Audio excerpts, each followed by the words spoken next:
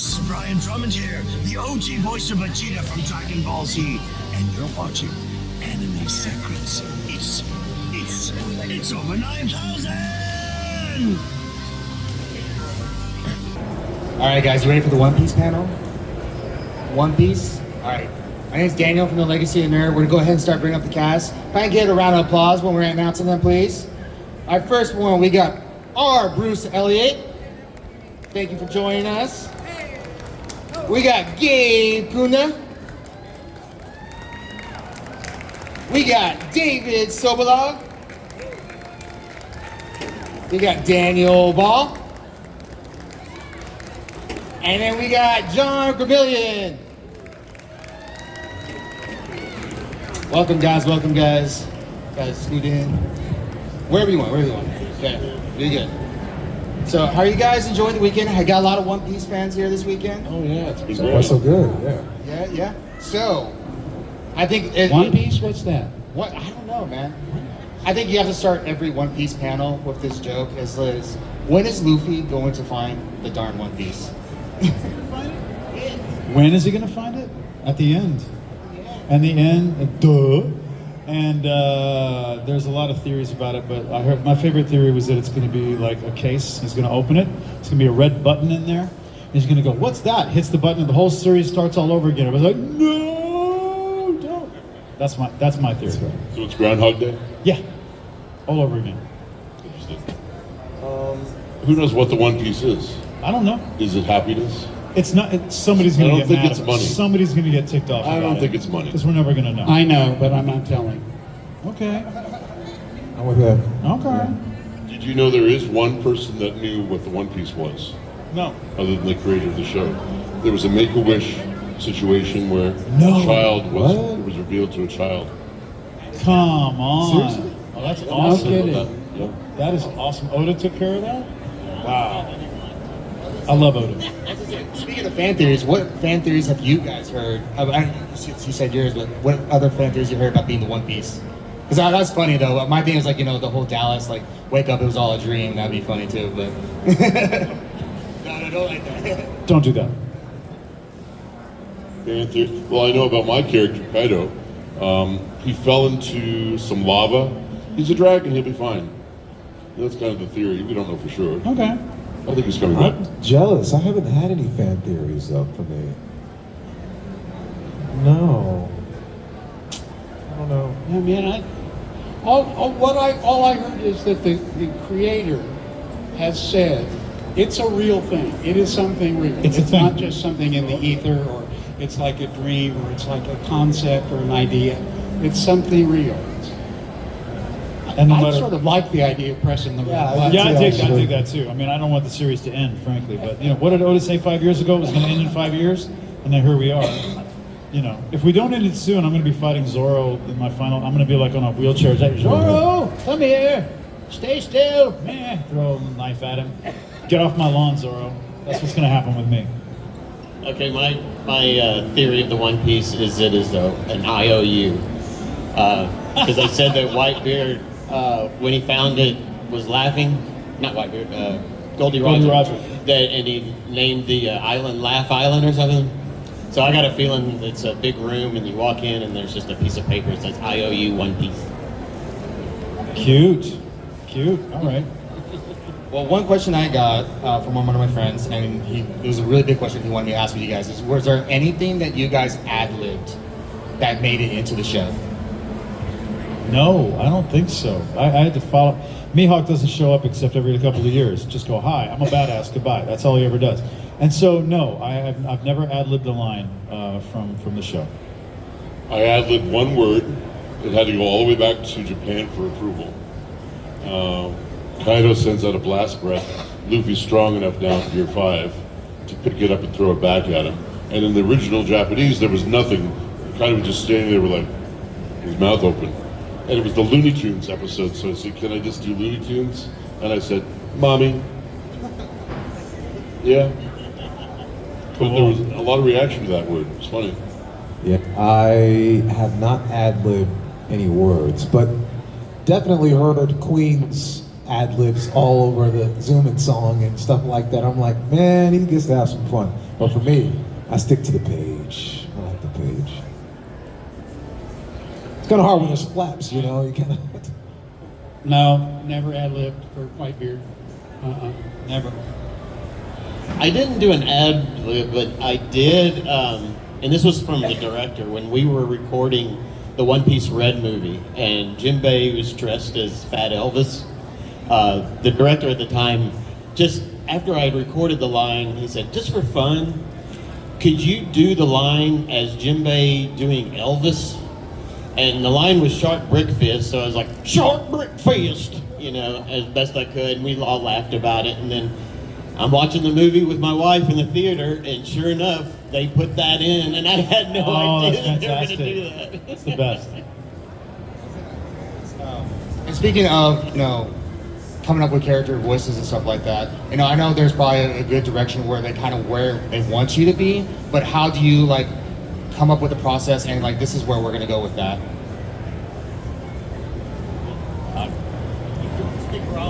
Okay.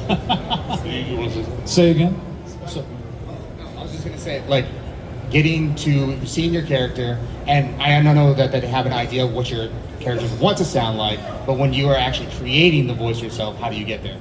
So this was 2007, so it was 18 years ago, and Mike McFarlane, well, you know, cast me right off the bat, and we'll have more to say about him later. But I went into the studio, and 4Kids Studio had been doing One Piece for a while, so they were already into it. So my first scene that I ever recorded was later on in the series, and then we went back and started doing when Funimation picked it up. But I had just seen a Harry Potter film, and I thought about Professor Snape, because I thought he's real intimidating, he's very, you know, no one's gonna mess with him, and I just thought about that kind of voice, and then I just took away the British and made it very sly, and so that's what Mihawk sounds like, la-di-da, I don't care, I'm so above it all, la-la, because that's what he looks like, he's just very kind of like that. And Mike said, that's great, let's go with that, and that became his voice. Yeah, it's very cool. Yeah, it's definitely a collaborative process for me. I when I first did Fisher Tiger, that was with Joel, and that was really fun. And we just kind of played around with the range, how deep we wanted him to be, is he more commanding, and all those things obviously take some, you can't just do the voice, you gotta have some acting in there as well, right? And so fine-tuning that is always fun, and you're dialing it for the first episode, and then you're going from there. So it's very collaborative. I mean, you throw something out, it's like, it doesn't work, let's try something else. So on and so forth. For me, it was in auditions, and I didn't really know anything about Whitebeard except he was supposed to be a fierce pirate, and they were looking for a low voice, and I was just trying to find the lowest voice that I could come up with. But they didn't want pirate voices, you know, they didn't, arr, matey.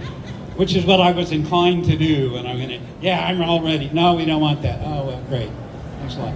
So I had to do R matey without the R, which is funny because I'm R Bruce Elliott. But yeah, I was just looking for the lowest voice that I could come up with, and yeah, as Mike said, yeah, that's it. That's the voice. I don't think it took us 5 minutes to find it.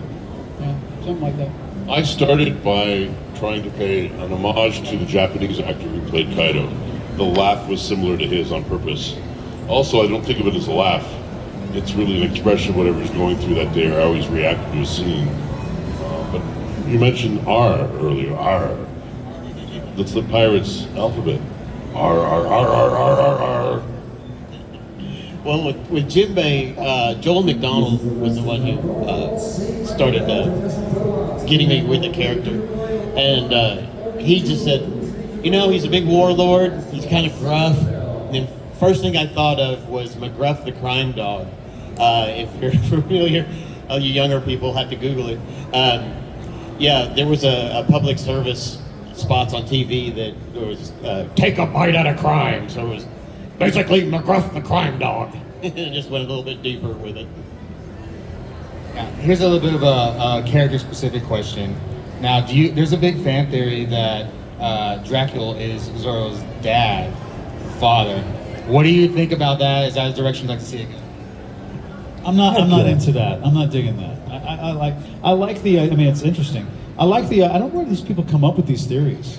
Is his father? He's not old enough to be his father. I think that they're not that far enough in age to. Nah. I'm gonna say no.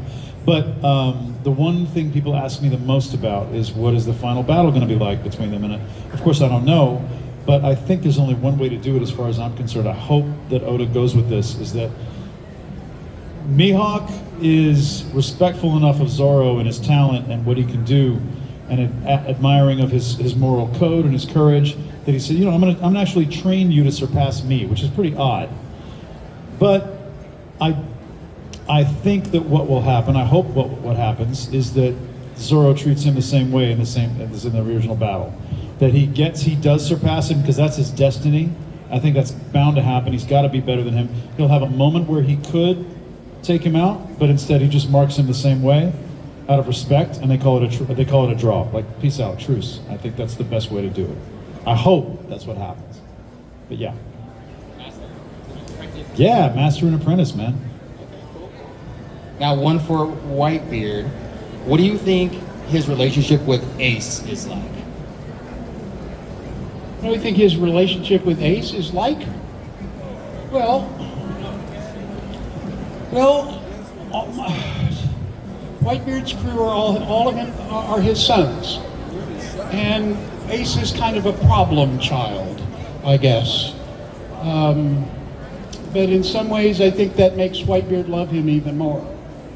That Ace does not want to accept the love that he gets from Whitebeard and from being part of this crew. And so I guess that's basically it. I haven't given that a whole lot of thought. It's not like Whitebeard and Ace have a lot of lines together.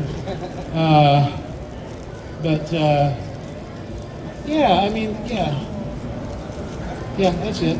Okay. Oh, yeah, we got one for Kaido as well. What was it like when, because there was a big reaction with Kaido reacting to Luffy being getting to Joy Boy, right? So what was that like for you as an actor? Was it sort of like how building that reaction for the performance? So in the Looney Tunes episode, you mean, with the big fight? What I always tried to do with Kaido was stay in the moment. So you're gonna be really mad at me for this. This is the first anime I've done in 26 years. I've never heard of One Piece before I did this. It was actually really good for the performance because I had no idea what I was doing. I'm speaking now, and as I speak, I don't know what I'm going to say next. Well, neither did Kaido in my performance because I didn't watch the Japanese ahead. I just stayed on the day I was in. So I kind of tried to make the performance as fresh as I could. So when that scene happened, I didn't know that it was going to happen. I just sort of ran with it, you know, and stayed where I was. And every page changed depending on the situation. And one thing for sure is, you know, the show's been on for so long, and you've been there from pretty much the beginning. But for you guys as well, you guys that came on after, what was it like joining? Because you know, you just said you didn't know anything about One Piece, but we'll start with Gabe. What was it like joining One Piece, knowing this is like an established anime, it has a big established fan base, and it's still going? And follow-up question for all you guys is, what is it like being on a show that's actively on all the time? Yeah, I mean, I'm kind of in the same way with like even Fisher Tiger and King. With the directors, I was like, don't tell me how big this character is because it's just gonna get in my mind, and then I'm gonna be super. I gotta do this and I gotta say that. If I don't, the fans are gonna feel this way. And so I do try to live in the moment and try to be present. And what do I see? You know, when it's looking at me in the face, and then afterwards be like, oh my God, I should have did that line again. You know, whatever. And go over. But it's you know, after the fact, it's always it's cool. I mean, it's one of the biggest animes of all time, and to be a part of that is very special. But like I said, in the moment, you just try. I think it's one thing I'm really happy about becoming a voice actor, especially in anime. I've been doing it for 26 years and counting, and I'm really glad I did it. I started doing it a long time ago. Because I would not want the pressure that people feel now who are new voice actors who are like, man, if I don't bring my A game on this, everybody's gonna be talking about it. That's too much. You don't want to think about that when you're in the booth. As an actor, you don't want that to mess with your head. And so I'm really glad because I'm able to still, like you said, stay in the moment when I go in there. This is a job. This is what I need to focus on. I don't need to focus on any of the other noise. That's going to take care of itself no matter what we do. And I'm really glad, but what I'm really thrilled about is that One Piece got such a great following only in the last few years because it earned it so much. You know what I mean? It's great that the pandemic, well, too bad that we had a pandemic, but we got new fans who binge watched it. Then the live action series on Netflix was such a hit. It really gave us a renaissance. It really gave One Piece a boost, and I love that fact.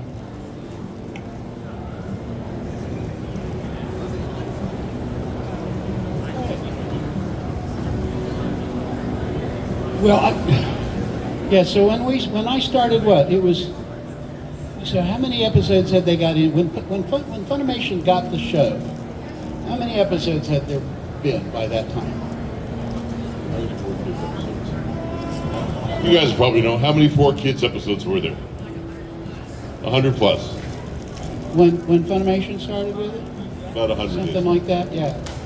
So, and this is not necessarily an answer to your question, but one really interesting thing for me was that I got cast as Whitebeard.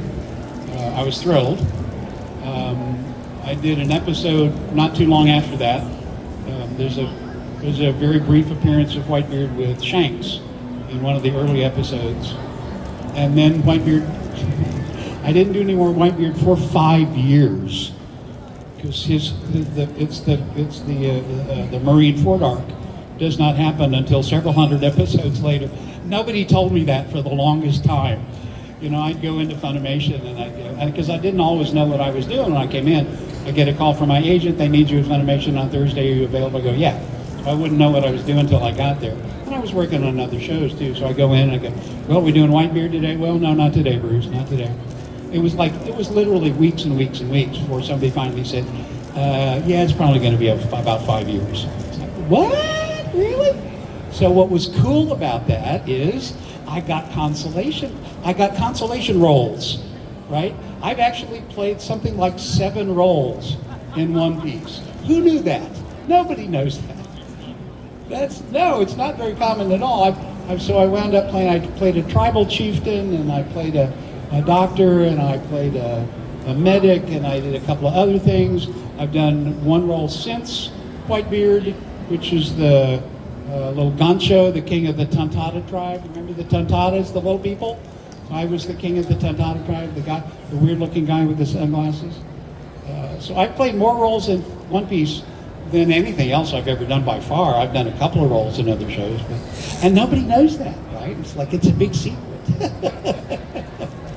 And of course, my part of Whitebeard has been gone for years and years now, but he is such a central part of the story of that show, you know, with Ace and Luffy and Whitebeard and all of that. I'm still kind of stunned that I haven't recorded on Whitebeard except for flashbacks in many, many years now. But come to my table, I get a line of people. You guys were there. It's fantastic. I love Whitebeard. Thank you very much. Thank you.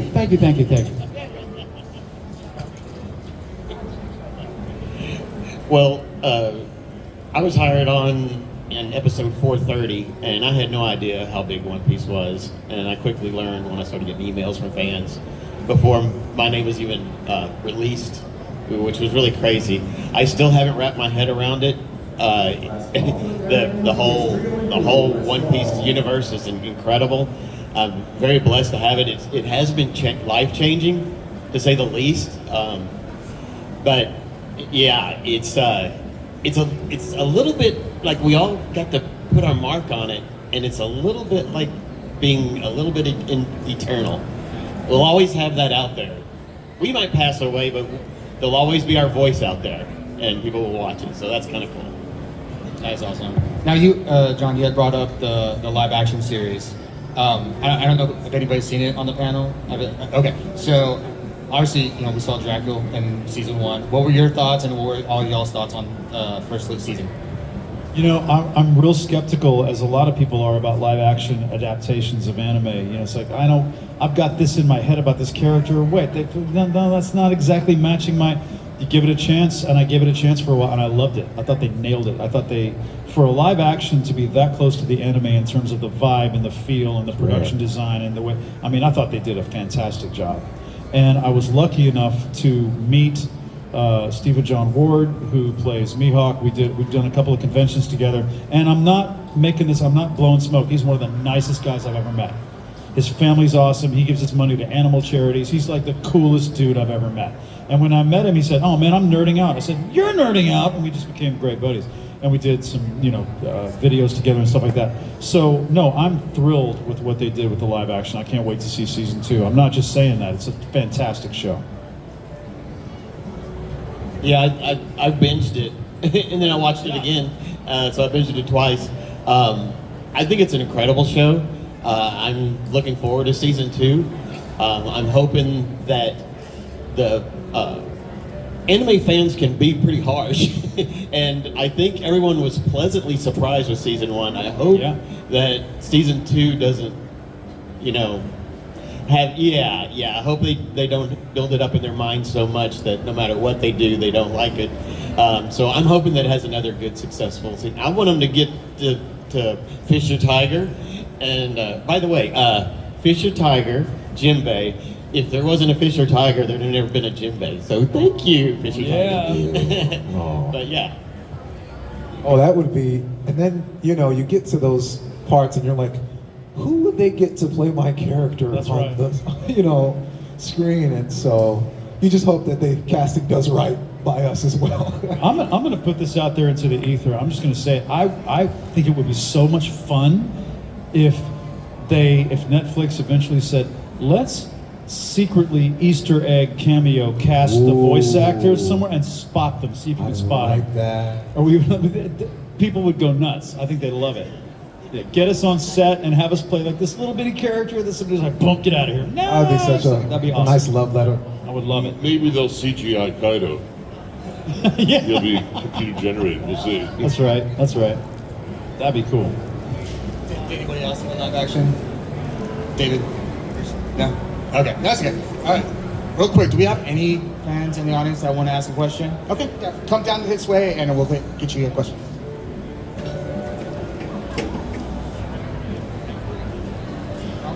I'll come over.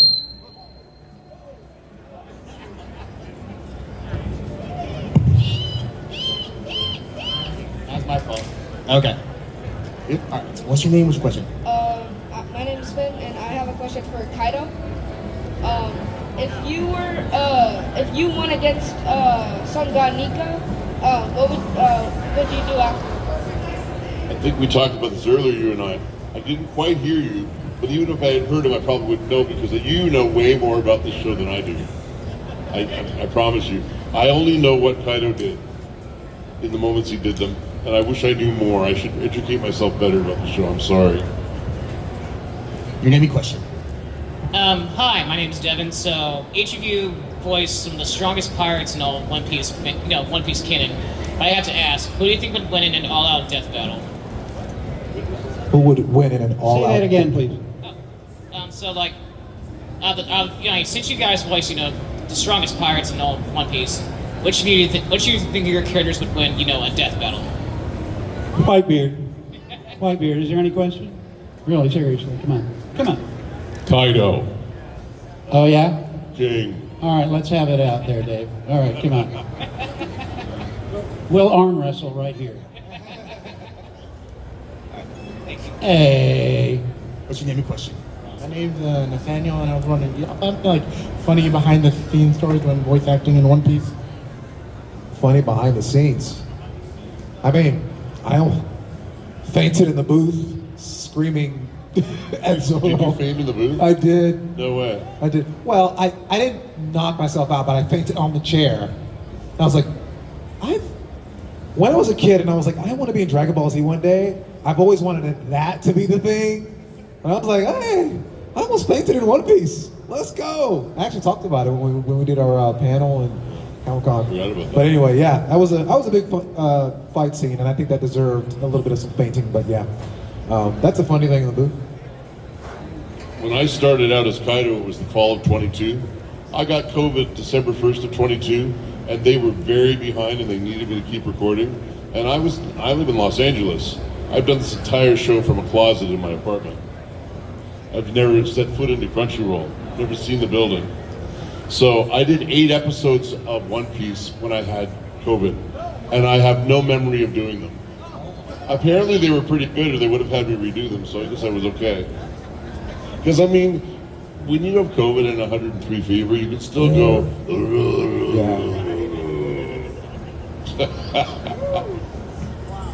So it's Kaido. All right, thank you. What's your name and question? Hello, my name is Brandon. I had a question for David and Gabe. You two had the opportunity to be in a game called Date Everything. So I wanted to just talk about, or ask you guys about your experience doing that and kind of just, what was that like? Well, it was, first of all, for me, when I heard I got the role for it, I was super excited because it's one of the only game I've done that's done by voice actors, and good games too. Like it's really, really good. And the way they structured it, they really positioned it in a way for, voice actors to win if the game does really well, which it has. But it was cool, man. I get to play a towel named Tyrell.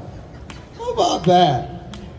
So anyway, it's been an honor to be a part of the cast, and everyone has received it really well. So yeah, no, it's been great. I play a washing machine called Washford, who used to be in a relationship with the dryer.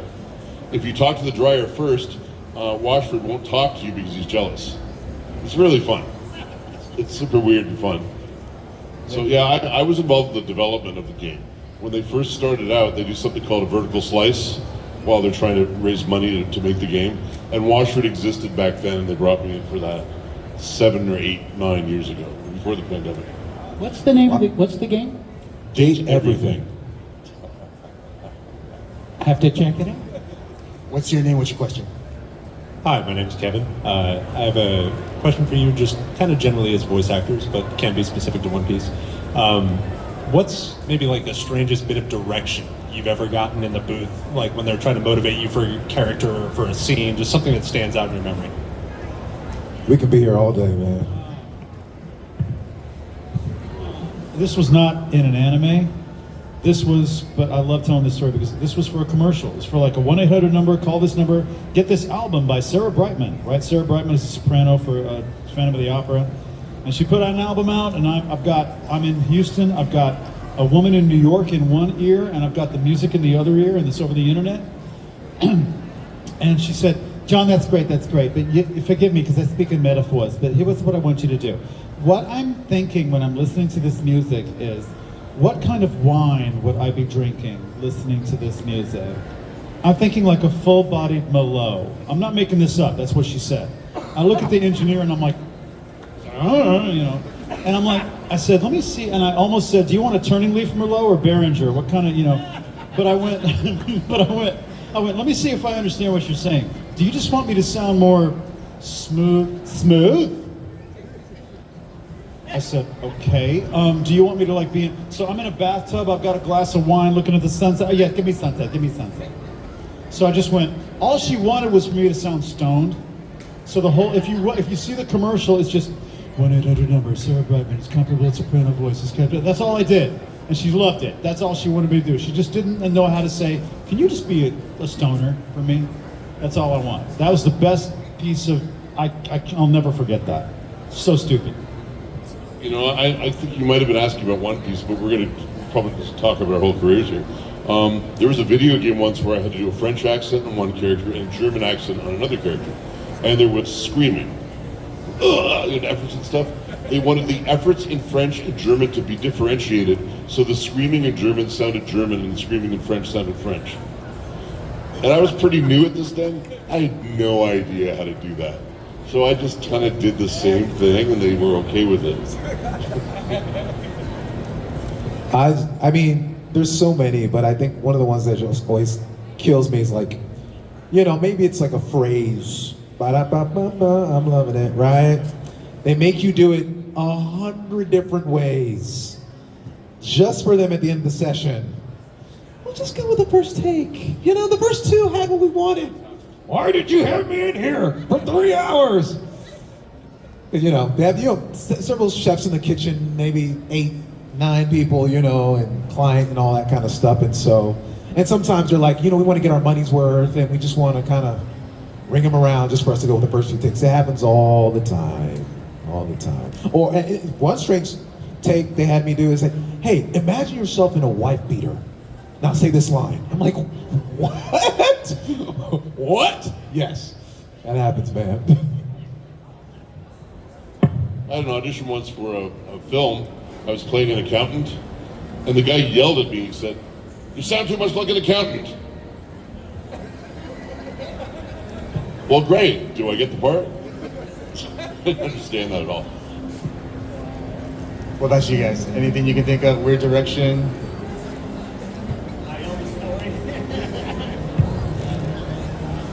That's true. No, I can't remember. I can't remember anything. Okay. Well, we're coming to the end of our panel here. I'm going to ask you guys one last question, and then go ahead. Yes, sir. After the one last question, I'd like to make a statement real quick. Okay, cool. No, I was just going to ask you guys if you want to go down the line real quick. Favorite moment or favorite line from your time on One Piece? Oh.